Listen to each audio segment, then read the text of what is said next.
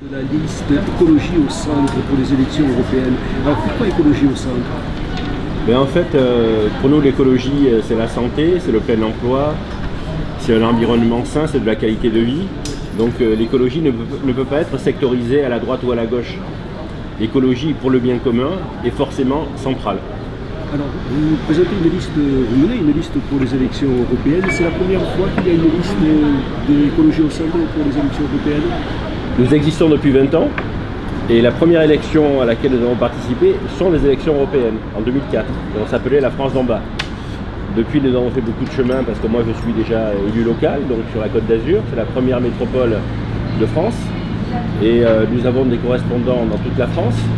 Et nous avons l'honneur dans ces élections d'être associés avec des partenaires éminents, dont les Régions Unies, qui sont présidées par Jean-Luc Devezac.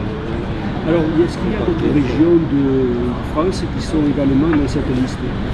Bien, nous avons les meilleurs partis régionalistes français, le parti breton, le parti provençal, le parti lorrain et évidemment Pays Nostre. Alors, c'est une élection très importante puisque l'écologie, cela ne concerne pas que l'Occitanie. 150 millions d'Européens et pour les 70 millions de Français, parce qu'en fait, c'est la seule élection où un groupe non conventionnel peut avoir des députés dans un parlement majeur. Par conséquent, nous créons les conditions pour avoir nos propres députés. Dans 3 semaines, Jean-Luc Devezac sera député, je le serai aussi, puisque l'expérience montre que lorsque vous êtes dans nos scores actuels dans les sondages, la distribution du matériel électoral vous fait gagner 2 ou 3 points. Donc je suis très confiant pour les 5%. Par conséquent, très confiant pour faire un groupe d'écologistes, régionalistes, centristes au Parlement européen qui pourra basculer les majorités puisque le Parlement est très morcelé. Alors, au niveau de l'Europe, est-ce que... Mais ceux qui ont la décision, ce sont les décideurs politiques européens. Jusqu'à présent, nous n'étions pas députés. Nous serons écoutés à partir du 10 juin. Votre mouvement s'inscrit également dans les régions, donc à votre niveau, au niveau de la Côte d'Azur, est-ce qu'il y a eu des changements depuis que vous êtes élu? Je suis un élu d'opposition, mais parce que je suis centriste, je suis efficace. Donc je ne suis pas sectaire, je ne suis pas dogmatique, je suis démocrate. Donc M. Estrosi, avec qui j'ai de nombreux désaccords, a gagné. Les Niçois l'ont fait gagner. Donc je le soutiens sur des mesures pertinentes. Je suis défavorable à ces mesures qui ne le sont pas. Mais par exemple, il a compris l'avantage des systèmes d'échange locaux qui font partie de nos 20 mesures phares. Le système d'échange local est un processus par lequel les habitants d'un quartier ou d'un immeuble s'organisent pour échanger leur temps, leurs biens, leurs compétences. C'est un moyen extraordinaire de pouvoir d'achat et de lien social. Nous croyons beaucoup à la pensée globale et au agir local.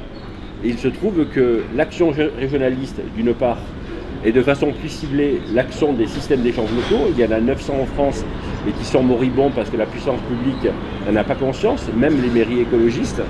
Eh bien, ce seront des outils qui seront au service des habitants et ce sont des outils qui seront très efficaces. Alors, quand on parle de Côte d'Azur, dans votre cas, on parle surtout de tourisme. Ils ont une région qui a pas mal de seniors, mais on ne parle pas trop des problèmes que le climat, du changement du climat apporté à la région Côte d'Azur. Le climat touche le monde entier. Les phénomènes climatiques extrêmes se multiplient partout dans le monde et sur la Côte d'Azur aussi. On a été touché par la tempête Alex. Ce que ne disent pas les décideurs politiques, et ça me surprend beaucoup, c'est le problème des assurances et des réassurances. Il faut savoir que les mairies et que les entreprises ont beaucoup de mal à s'assurer. Et quelquefois, lorsqu'ils parviennent à s'assurer, il y a des franchises très importantes. Et l'une des raisons, c'est la multiplication des phénomènes climatiques extrêmes. Par conséquent, mener une action écologiste qui contribuera à donner l'exemple, parce qu'on n'est pas débile, on a bien conscience que la France ne représente par exemple que 1% des gaz à effet de serre qui sont émis dans le monde, mais le facteur exemple pour nous est très important. Et par conséquent, si le pays dit des Lumières contribuait à avoir une politique écologiste et par conséquent, par exemple, moins de gaz à émission à effet de serre, nous sommes persuadés que cela pourrait influencer d'autres opinions publiques et avec l'Europe, demain la Chine et les États-Unis, pour que nous déréglions le moins possible le climat.